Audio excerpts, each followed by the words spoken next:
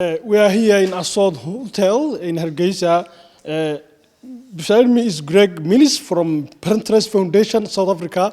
And welcome to the SLNTV, Mr. Greg Mills. Thank you very much for having me. What did you believe before you came to Somaliland? Well, this is about the 10th time I have been in Somaliland. I first came here in 2003. And what I've seen is a country that has steadily developed. When I first came here, there was hardly a road to Berbera. There was certainly a very bad road to Sheikh and Barao. Today, you have much better infrastructure. Your economy is more dynamic.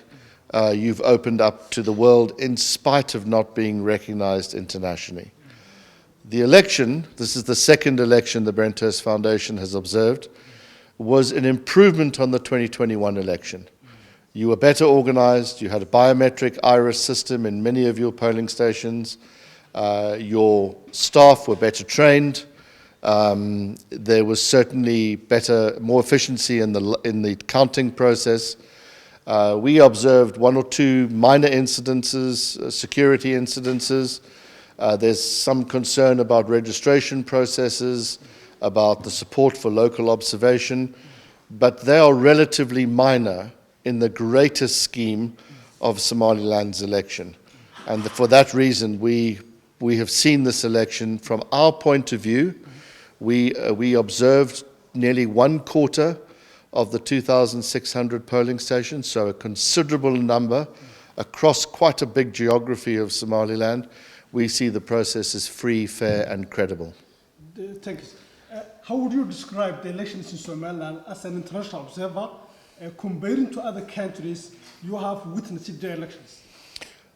Well, I think Somaliland is right up there with the best elections in Africa. In spite of the fact that you are relatively poor, your per capita income is less than half of the sub-Saharan African average, for example. In spite of the fact that your economy is quite small, you have dedicated huge resources comparatively to running your elections. Your electronic biometric system, your organization around the elections, the number of polling stations, the drive for registration, these are issues that many African countries have not got right, and certainly not nearly as good as in the case in Somaliland. You know, there's a saying in sport, practice makes perfect. Somaliland's, this is its 9th election or poll, and it shows. You've improved, at least from our perspective, your systems, and that shows in terms of the election process. Every election can be improved. Of course, that goes without saying. There's always room for improvement. And hopefully the next election process will be better than this one in 2024, which we would assess to have been better than the one in 2021 in terms of the system. So democracy is expensive. You have to invest a lot of your money in the training and the systems and the technology, but I do think it's a very big strength of Somaliland, particularly when you compare it to the rest of your region. Good. Now you are going back to your country or your organizations. What would you tell to the people of your country and your organization and as well to the world? Well, I'll say what I've always said about Somaliland.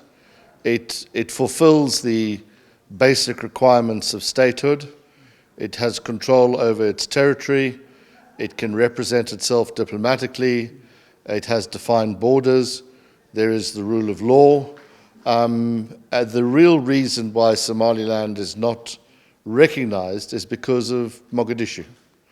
So Somaliland needs to develop a relationship with Mogadishu in order to become recognized. The route, I would argue, to recognition actually runs through Mogadishu. But how you work that out is a matter for Somalilanders. It's the one thing that every Somalilander agrees on.